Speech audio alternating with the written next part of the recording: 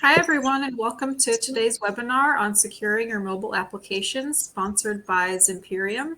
I'm Jenna Sargent, news editor at SD Times. Before we get started, I have a couple of quick housekeeping announcements. First, the webinar will be recorded and available on demand through the sdtimes.com website in about 24 hours.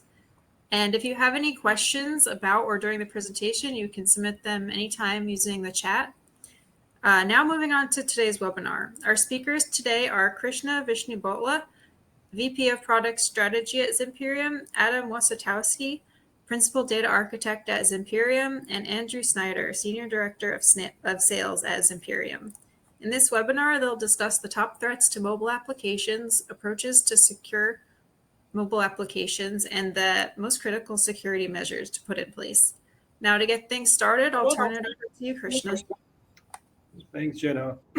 Folks, good morning, good afternoon, and good evening.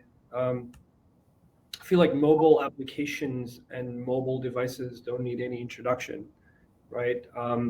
Personally, I think I'm already at 125 apps on my iPhone, and it seems ever increasing. But the interesting thing that most of us don't get to see is really what's driving the popularity of mobile, right? How big and how much momentum is behind the mobile ecosystem, right? So if you think about mobile apps specifically, right, there are over 3 billion smartphones and over 200 billion app downloads, which is incredible, right? In just 2020, a lot of apps, right? Every day I feel like I'm updating the apps on my phone. So mobile apps are very frequently updated. A lot of new features coming in, a lot of new gestures.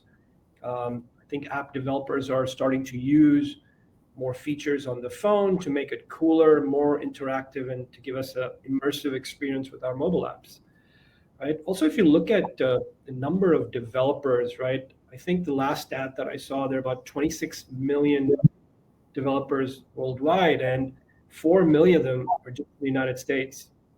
I think the actual global number is somewhere between 6 and 7 million and growing rapidly, right? A lot of developers who used to focus on mobile and desktop apps are surely migrating to mobile because of the popularity and the reach that mobile has achieved. The big thing, most of you know if you have subscription-based apps on your phone, is the monetization models behind these apps have come a long way, right? Everything is one click. The way we subscribe to a service on our mobile phone, the way we pay in-app, they've just made it so seamless, right, that we consume that way. That's our preferred way of consuming things. And if you see the revenue from this apps, it's almost hitting $1 trillion, right? So there's a huge monetization model. Now, if you take a step back and say, who's developing these? Obviously, there is demand, so there's a lot of supply, and what we're seeing even in the enterprise market is there's a lot of onboarding. People are trying to hire, companies are trying to hire mobile developers, right?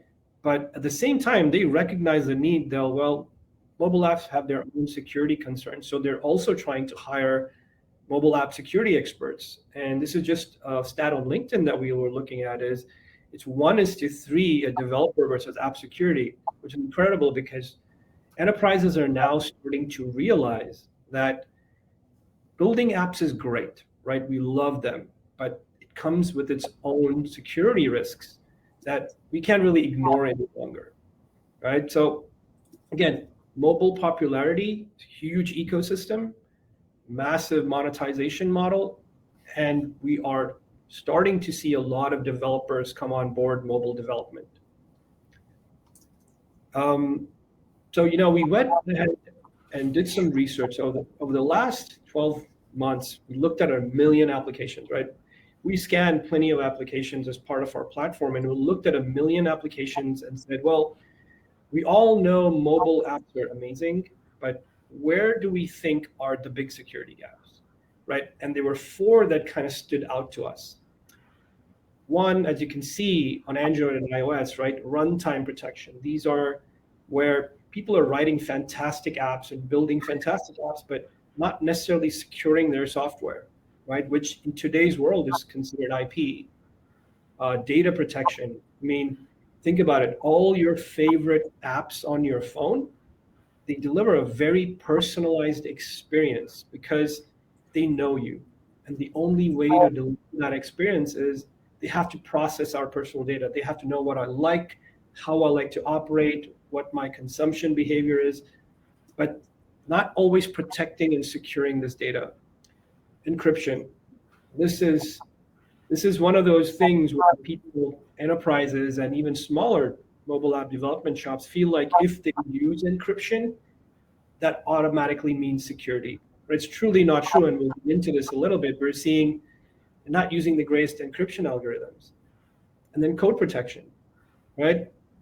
You've got not protecting your software. Sorry, the runtime protection was when they will release their app into the wild, and they have visibility into, is someone trying to abuse my app, right? What's going on once I release this app to the store? So we consistently see these four categories standing out as causing concern. Andrew, Adam, I know you folks are see some of this in the field when you talk to prospects. Adam, you're close to this data and this research. What kind of stood out to you as you dug through the numbers and statistics? Yeah, so just to kind of cover some of what you did, like the ones that kind of relate to each other, like runtime protection lacking and code protection lacking. So what your most common issue that causes a runtime protection lacking alert would be, the failure to recognize if the phone is being rooted or if there's, various bits of tampering going on the phone. And on the code protection side, the most common vulnerability there is just someone's ability to use off-the-shelf reverse engineering tools in order to pull function calls, function names, things like that. So if you can pull that from an app, then during runtime, you just switch out the libraries and you can start to see what sort of data is moving around within that application itself. And once again, the data protection lacking and vulnerable encryption are also kind of related. The most common data protection lacking is going to be when somebody includes something like your phone number, your name, your email address, something like that in the URL that they're using to communicate with their cloud services. So if you're say in a vulnerable Wi-Fi network, say that somebody's being able to like man in the middle of you because you're connected to an open Wi-Fi and they have something like a Pineapple router or something like that, then at that point in time they'll be able to get that information out of your network traffic. And then vulnerable encryption, once again, is people who are still using stuff like MD5 or SHA-1 in order to encrypt the data, which is you just pull out a rainbow table and you can generally decrypt that if it's what you're going after. So, to me, one of the interesting ones was code protection lacking, because that's one that in a lot of cases it deals with the flags that you're setting at compile time. So like you can cover a lot of ground just by like using flags that obfuscate your code a little bit. And of course, runtime protection lacking is recognizing that the device is being rooted, which prior to coming to mobile, when I used to work in the PC world, I hadn't really considered that. Like your applications need to be able to recognize what's going on the phone, just because that you're making a connection with your corporate cloud resources in order for this application to run. And of course, if you're not covering, if you're allowing people to kind of arbitrarily root the phone and do things that you would like to know, but maybe thought that you weren't able to actually know that as an application developer, then you can leave a lot of vulnerabilities as far as people being able to reverse your APIs, your certificates, things like that. Yeah, Adam, and the funny thing we keep clarifying as we are on these conversations is some of these things do not require you to spend on $1 million exploit or $100,000 tool, right? These are pretty basic and affordable and very accessible tools, especially when we talk about reverse engineering. Like a Pineapple router, for example, is $100. You can buy one online, and it just goes around. And as if you have your Wi-Fi turned on your phone, then your Wi-Fi is saying like, hey, is my home network out there anywhere? And then the Pineapple router pops up and says, why, I'm your home network. So if you didn't have a password associated with your home network, you're just going to connect to that. And at that point in time, you're getting your data, but someone else is getting your data too. Yeah, no, agreed. And, folks, when we saw this data, we were, obviously some things when you see 80% code protection liking and 80% runtime, we went ahead and did a survey to say, is this because are enterprises focused elsewhere, or do they feel, this risk is not something that deserves attention? So we got responses from the survey, and here's we asked the question, what are you most concerned about today, right? And if you see the first three, it's things you would expect, right? Store data securely, my source code, and the third one is really third-party code, right? I mean, everything is modular development today, right? I think we build apps almost like Legos. We use so many third-party building blocks that is a concern, especially after SolarWinds, Kaseya, and so on. I think everyone is a little bit more aware that this risk is probably much higher than they would like. So they are focused, from what we understand. They are concerned about things that we would think that matter. So that's good. Now, the troubling part, if you see at the bottom of the screen, is achieving visibility once you push the app to the store is dead last. And this is a concern, right?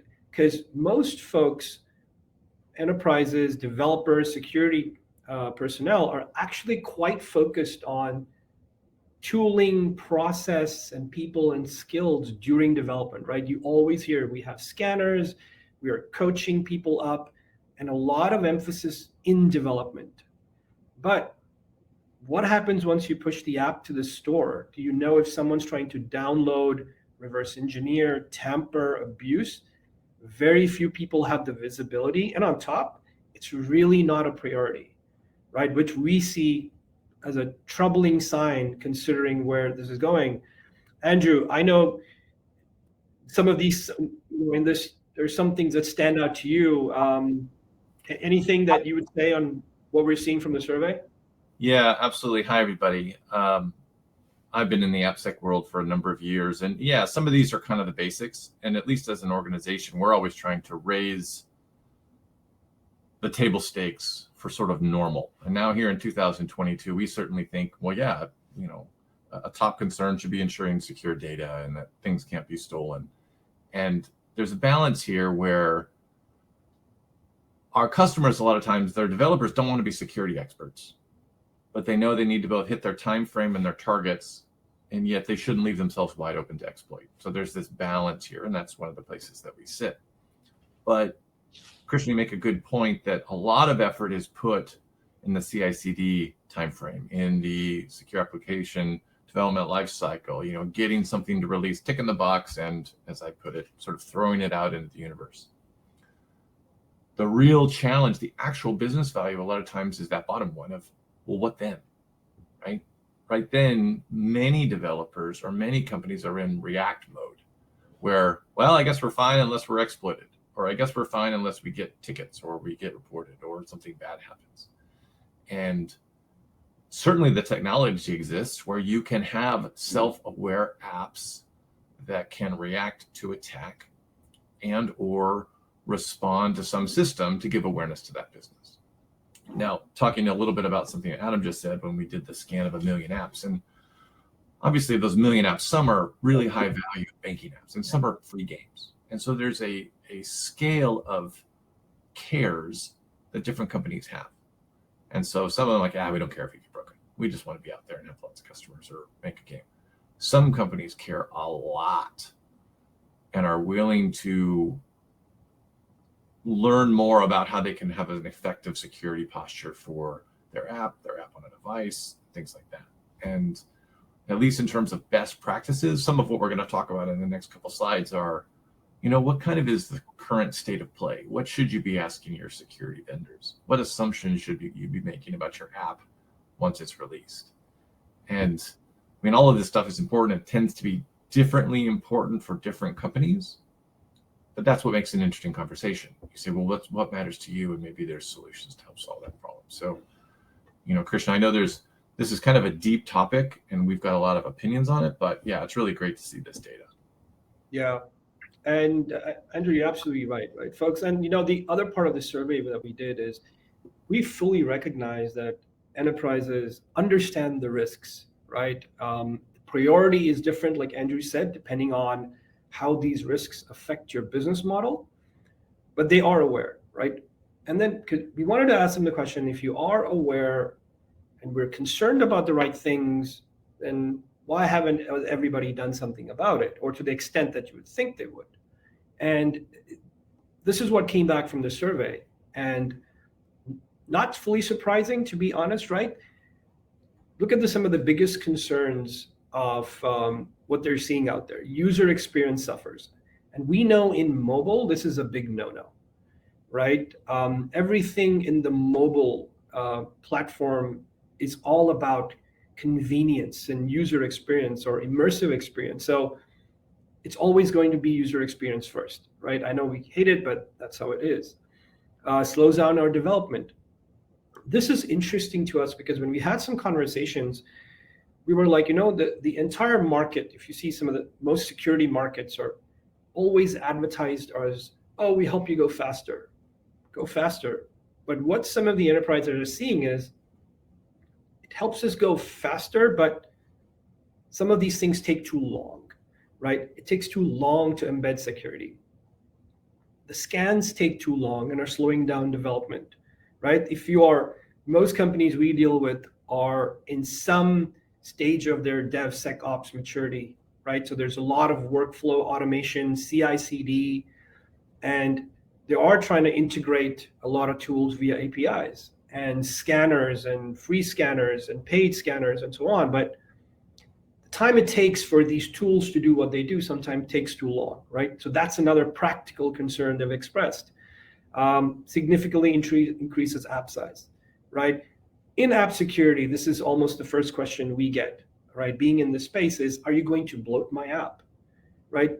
And it's important because most of the Fortune 500 customers who have, business critical mobile apps are also global, right?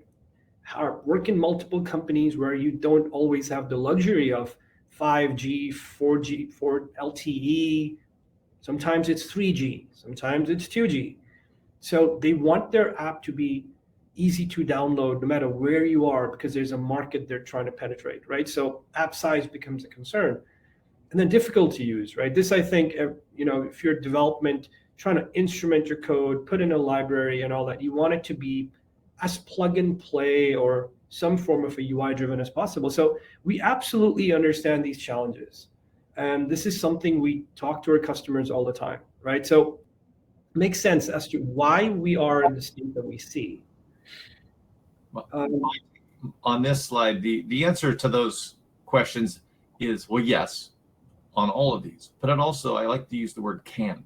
It can suffer. It can slow down the development process. And it can do the other things as well. The key here to keep an eye out on, and with talking with vendors that you might be interested in working with, is, are you kind of a one-size-fits-all sort of solution, like the big easy button, like protect my app, boop? Or is it, do I have the flexibility to do what I know I need to do because I know my app code best? Because a poorly implemented mobile app security solution will give you all of these, likely. A well-written one or well-designed one that's in sort of the mindset of how things actually work doesn't mean you hit these challenges. It means you manage them based on your posture and requirements. Yeah, a great point, Andrew. So, if we just kind of summarize, right, we see there are certain areas of high risk. We know enterprises are concerned about some of the right things, and there's some things that are red flags from what we see. And we know there are challenges, right, when the right solutions are not chosen. But if you take a step back, I think it's also important to kind of understand that mobile is a different beast altogether, right? And if you've been in the industry for 10, 15, 20 years and have seen security evolve within, web applications, desktop, it's a big departure, right? And some of these things actually matter to how you should think about mobile and how you should execute on security. Andrew, why don't you kind of give us your thoughts? Because I know this is something you're extremely passionate about. Kick us off here. And there's lots to look at. We have lots of bullets and things to sort of catch your eye, but it's where's my code going to run and how much do I care about it, right? Of course, it's easy to pull binaries off an app store. Frankly, it's easy to use the tools that Adam mentioned to cut them open and see what's on the inside. There's n number of unique hardware configurations of which you can't possibly test them all. And so you do the best that you can. But the question is, do you know where you should run the best? I'd say bullet 4, the decision of do you store data at the edge in the app or not? That is critical because there's only a certain number of ways to effectively protect that data from the people and the app binaries that can be cut and pulled out of the store. This is also a conversation where we talk with people and they say, hey, we're developers. We write great apps. What we aren't are cryptographic security architects that know how to protect mobile at rest, in motion, over the network. Like that is maybe not their skill set. And so in that case, that's where you engage with a company that says, we are expert in this place. We don't know how to write great apps, but boy, do we know how to protect them and let you do your business effectively.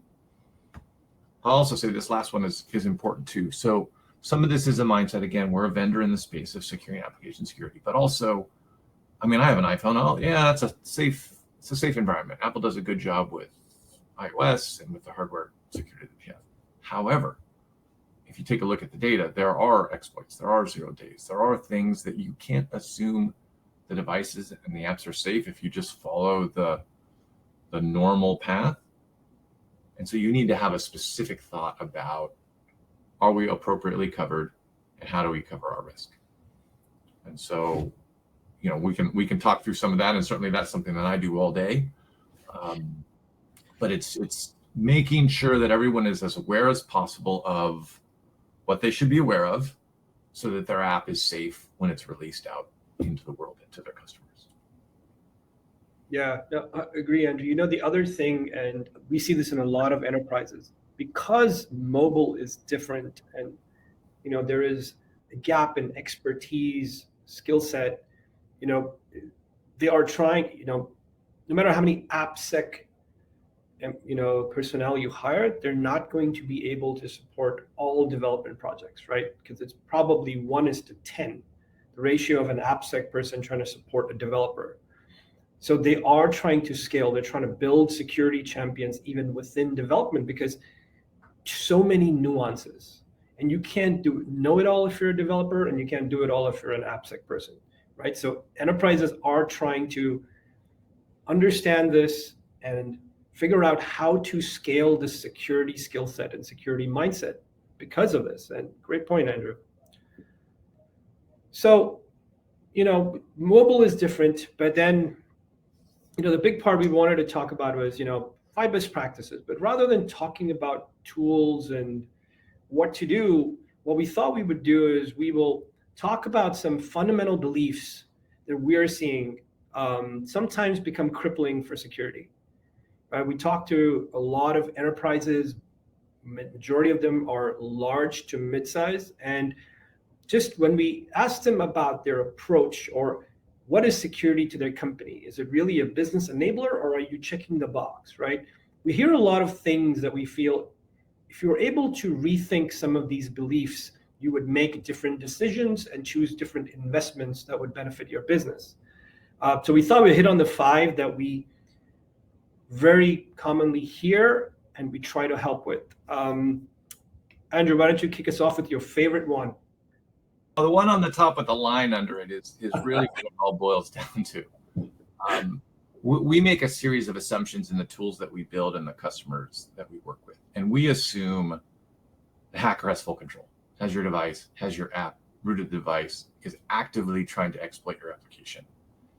And a question, and it's a good question for those that are out there in this space, is can I still be secure when someone is actively trying to exploit me? You know, that's both a hard question, and you better have some pretty amazing technology to, you know, win that sword fight or have options in that sword fight versus just being taken down. So that's a big one, and that's, you know, I put that at the top because it's the boiled down. If everything else is a question mark, if you can get an answer of yes to this, you're on your way. Some of these other things are, you know, like Adam was saying, it's trivial to download a tool that can cut an app open and reverse engineer it. Some of the initial goal, if you say, well, I kind of have a valuable app, but it's not really, really valuable. So try to narrow the universe who can effectively break your app, right? In my mind, there's certain stages of hacker where there's a very clear line between like, oh, just people that are out trying to break stuff for fun or for money, and things like nation states, right? Like that's a whole different ball of wax. But your goal is to, again, appropriately create a posture that fits your need. And some of that is just limiting the pools and basic things like putting on code obfuscation, protecting your keys, being aware of attacks. Just doing that is a huge step forward, because some of what you're trying to do is make yourself comparably hard to your competitors. It's like stealing a car, right? If you're walking through a parking lot trying to steal something, the one with the locks and the club and the alarms going is less likely to be attacked, but still can be stolen if someone's really dedicated, right? You're trying to make yourself appropriately secure. This third one is really important, and I'm going to you can read the words, say, don't let the keys appear. In particular, this is one place where native OS protections fall down. And the reason it is, if someone jailbreaks or roots your phone, all security profiles and guards are off. They can watch the key go whooshing through the matrix. They can just lift it out. So one of the questions as a developer of software is, do I care if my app runs on a jailbroken or rooted phone? And if so, and if I save keys, do I care if that key or API key or that token or that data is stolen? Now, most people would say yes. And some people would say, well, maybe I'm not going to save data down at the edge. But this is really important, because an encryption key, I mean, there's nothing. If you have the key, you can unlock the data. If that matters to you, you need to solve against this. These last the one interesting point about the encryption keys, right? Because I think, you know, we all think of this. It's trouble when you think native apps, right? It's even more trouble when we see where we're going with native hybrid, web hybrid, progressive web applications, where now you have to deal with issues, traditional issues with native platforms and web, right? You think of web view and everything else that it brings, it's convenience and great, but it becomes the key issue, I think, becomes extremely amplified when you look at where we're going with mobile architectures and frameworks and single code bases. I think that's going to be tremendously amplified to what you just said. Mm-hmm.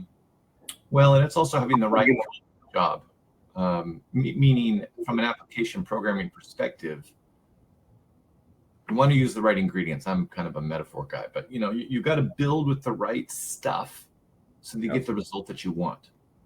And that stuff is both determined by you, but also common sense. You know, don't build a secure. This is a new one. Don't build a secure house out of cardboard, right? It might work. You might be able to live in it, but it will not survive normal behavior. Whether, yeah. Yeah, right. Because, you know, it's like, oh, that works fine. It's cheap. It's easy to put together. Everyone understands how to work with it, but it's not appropriate to the task. And so something that we do, and we talk about all the time, is making sure that the tools used are up to the task of your requirement. And so some of this is in discovery, and some of this is maybe, you know, considered to be not necessary because you're a feature developer, you're just trying to get your app out. But you really need to care about this, because if you don't, things like 4 happen and you just publish and you get broken, and that is painful. And there can be all sorts of interesting consequences. And at least the step 5 is just like, well, this is not a one moment thing. This is a, frankly, forever thing, where you can't just say it's secure and release. It's continuous protection. You need to have a game plan for this cycle. And then the bottom one is think like a hacker. Now, I'm not a hacker, but I've spent enough time in this space to know some people do it for fun. Some people are trying to just get a view into your universe, windows into your infrastructure is a line that Adam came up with. It's you're sending out something that can touch the core of your business. You should pay attention to the capabilities of that. And there's lots of different ways to do that.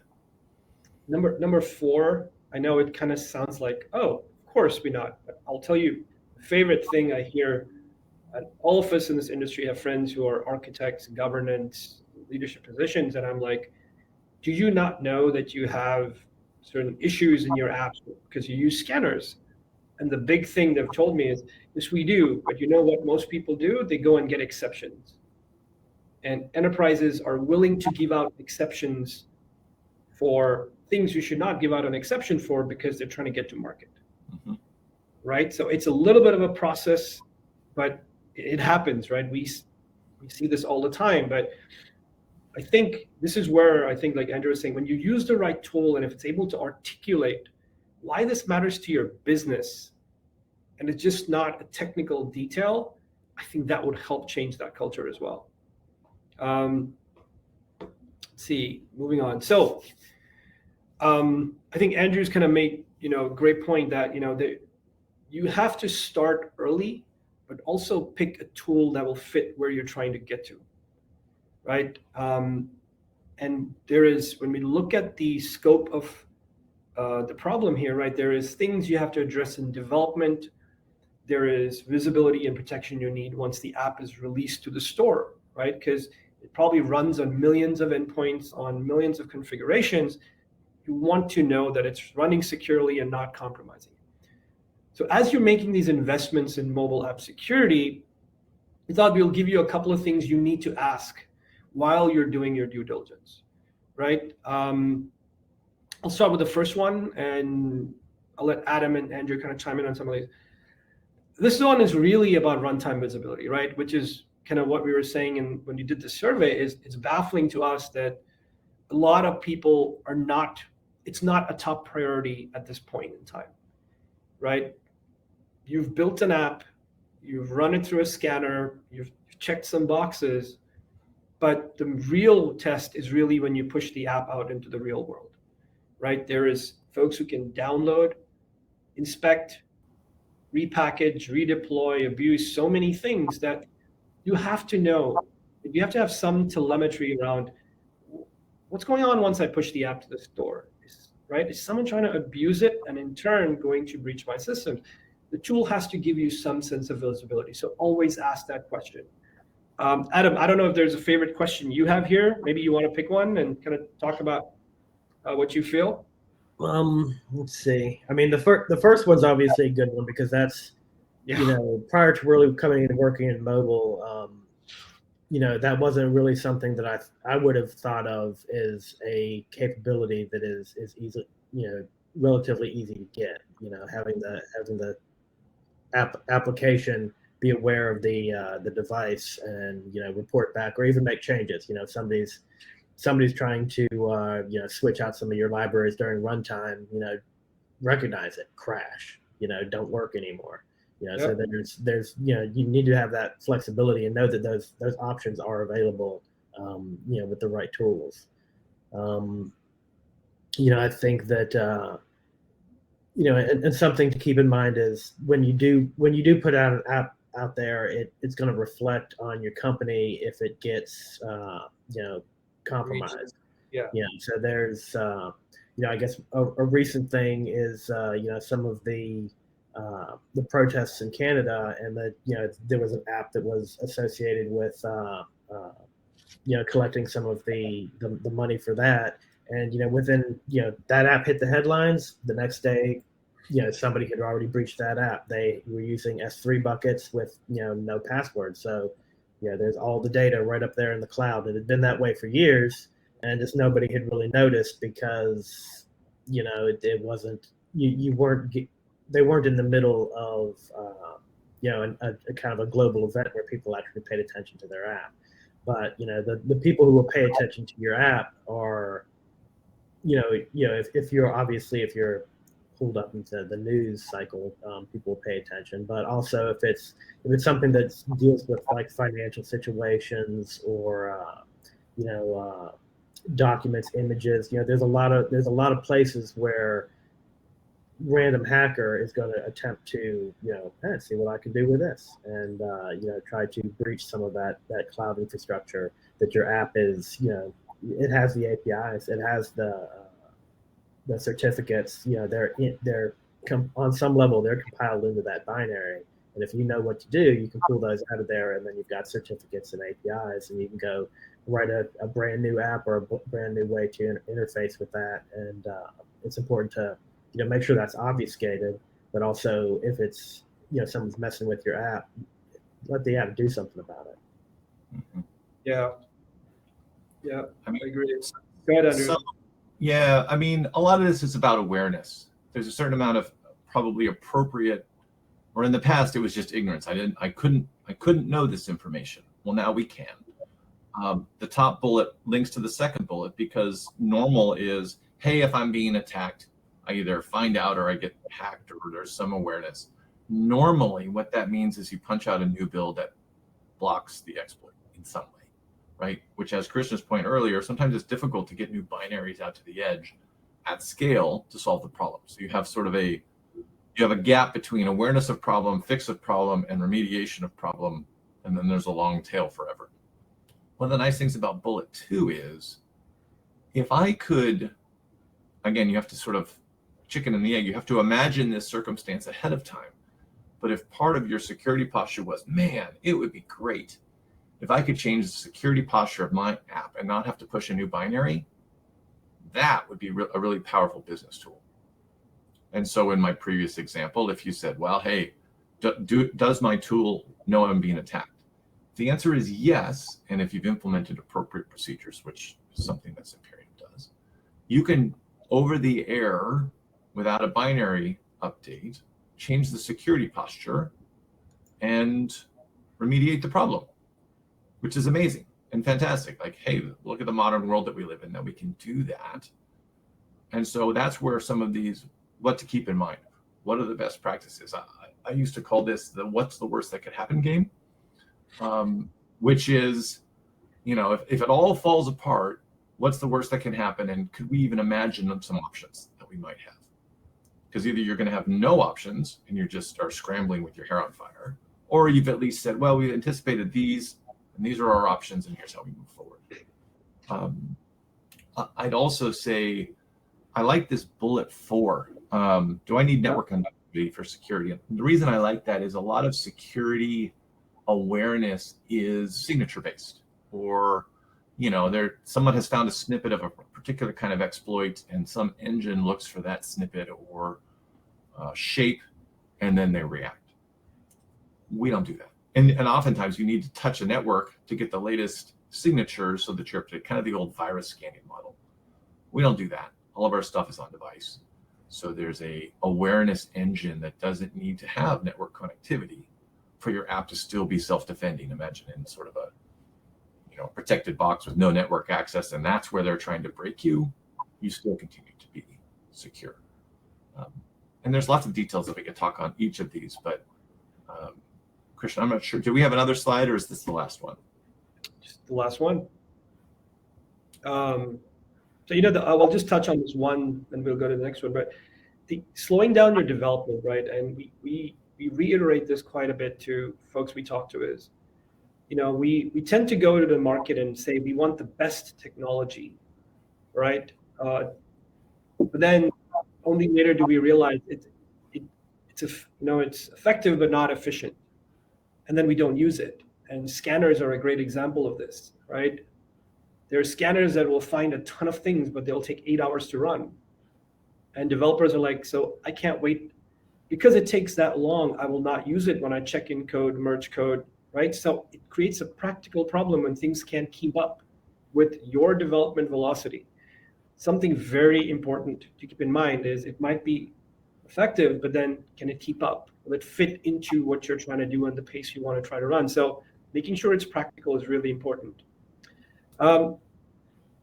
So a little bit about Zimperium, and we're talking about mobile app security for the most part. So really what we do is two things. One, we secure mobile devices, and on the other, we actually help other enterprises build secure and compliant apps, right? A lot of our stuff, as Andrew mentioned, is based on-device machine learning, right? So when we talk about our endpoint capabilities, we're trying to protect mobile devices from, device, network, application, and phishing, because these devices need to securely access an enterprise, right? It's part of your zero trust story. Is enterprises are saying, before I give access to my mobile device, I want to make sure it's healthy. And that's what we're helping them do. We're helping them determine in real time if the mobile device is healthy. On the application security side, a lot of what we talked about is, how do we make sure you can build a secure and compliant application that can run outside your perimeter on so many hardware configurations? When the attacker controls the environment, how do you know it can run safely and protect your business, right? So the two things that we do as a company. And in the app security space, like we said, right, there are risks that emerge in development and there are risks that emerge in runtime.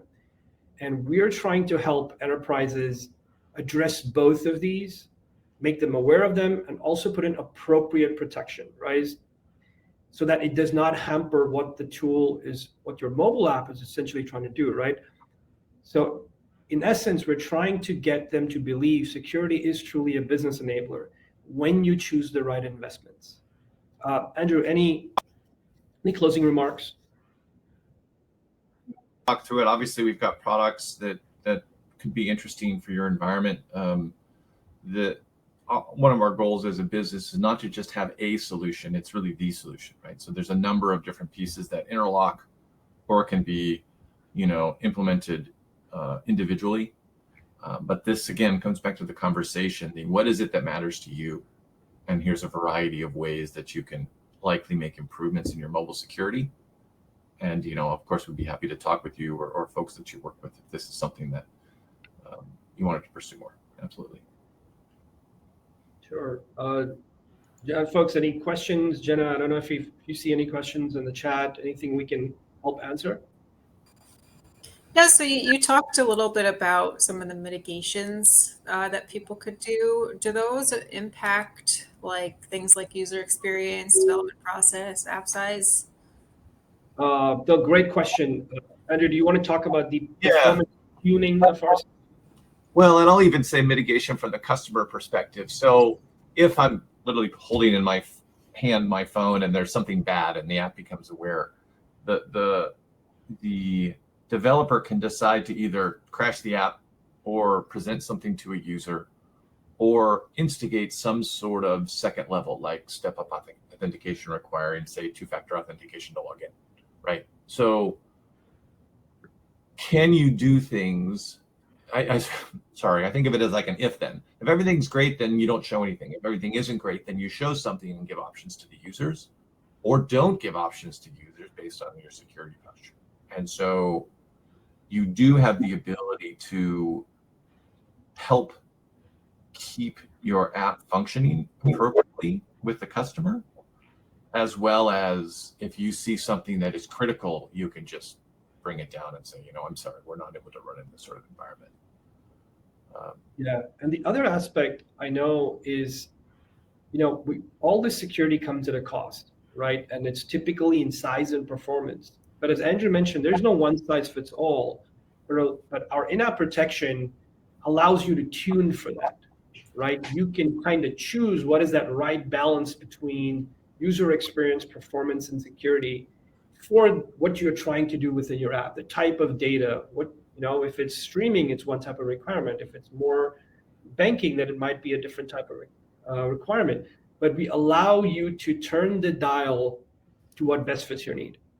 So I think that's something fantastic as well in the platform. Any other questions? There is flexibility, and Terry just asked a question. I just asked him for a little bit more detail. But one of the things, and actually he raised an interesting thing. You build a binary and it's locked in, And again, you release it to the universe, and then all the things start to change. The handsets change, the OS changes, security patches and release gets changed. There's constant change. And so part of everyone's plan is, well, how often do I release new builds in anticipation of not being able to waterfall a build every 6 months or every year? And yet, with all of that change, that's why you need more than just sort of a push button security and then hope it's okay. This is part of a continuous build and development process. And at least with regards to sort of Terry questioned of, in Android, how do patches play a role in mobile security? Generally, patches fix bugs or upgrade or sort of lift all the boats of the appropriate security for things to run. Fixing bugs is good, but that's also where, you've got to be able to be testing that in your universe. And sometimes people like Google will take away,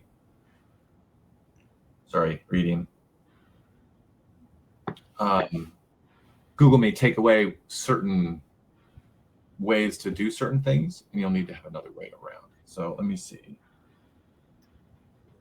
For me, talking about OS CVE patches, for me, it doesn't matter to me. It's just whether or not you expect your customers to implement those. And if that changes how our tooling needs to work, that's just, you are able to do a new build. But Terry, that's a good example of, I'm sure we have a leave behind, or, I'm first not last at Zimperium. You can send us a note and we can get you a specific answer if you want. Yeah. Got any other questions? Yeah, so I know a lot of mitigation strategies are kind of based around preventing future attacks, but is there a way to determine whether say an app has been reverse engineered already? Yeah, so this is so one of the things, especially when it comes to reverse engineering, there's a lot of, whether they call it hardening or obfuscation, right, or other terms that fall under this category. There are a lot of free out there, and a lot of basic protection apps out there. But one of the things we've consistently seen lacking to most is the way you're expected to use these is you would put them in your app, push your app into the wild, and hope that it works, right? Because you're not getting any feedback from the security instrumentation in the app to say, oh, I'm seeing that this app is running on a jailbroken device or on a device that has an operating system that has critical vulnerabilities, right? There is no feedback coming back. But then we do have that type of tooling is once you do package it up, right, and you push it out, it will tell you where are you running? Are you running in a trusted environment? Are you running in a hostile environment? Did someone just try to tamper or bypass something, right? So we do have that capability where the app developer and security folks are getting some feedback from the app, especially when someone's trying to abuse or exploit it. And that's a good, again, chicken and the egg. If there's existing apps out there and you're like, I don't know, I wonder if I've been reverse engineered. If you don't have that awareness, or you don't have an infrastructure piece that your apps touch, where you can try to validate that the incoming requests are legit, you may not have that level of awareness. And so if the business says, geez, it would be nice if we could have this level of awareness, that's where you could put in, mutual authentication from the edge to the cloud, or you could put in something like ZDefend, which is exactly what this does. There are ways to upgrade the expectations of the business in mobile so that you can get this new information and then do something with it. Thanks, Andrew. Folks, I know we're almost at time, and Jenna, any other questions, or are we okay? I haven't seen any others in the chat, so I guess we can just wrap things up here. Thanks for having such a great talk, and thanks to Zimperium for sponsoring the webinar. If anyone wants to watch the replay, it'll be up on the website in about a day. Yeah, folks, if you have any questions based on what you heard, info@zimperium.com. You can shoot us a note. Andrew and I and Adam are on LinkedIn as well. There is an asset Jenna, do you want to just quickly touch on the asset that will be made available to them? Oh, yep. If you go to the handouts tab, there's a PDF that you can download. It's a guide to securing mobile apps. Folks, please, if you have a couple of minutes, please do take a look at it. I think it has some very fundamental but beneficial information to make sure you folks are headed in the right direction and get started off the right way if you're starting something new. So thank you everyone for your time. Absolutely. Thank you. Thanks, everyone.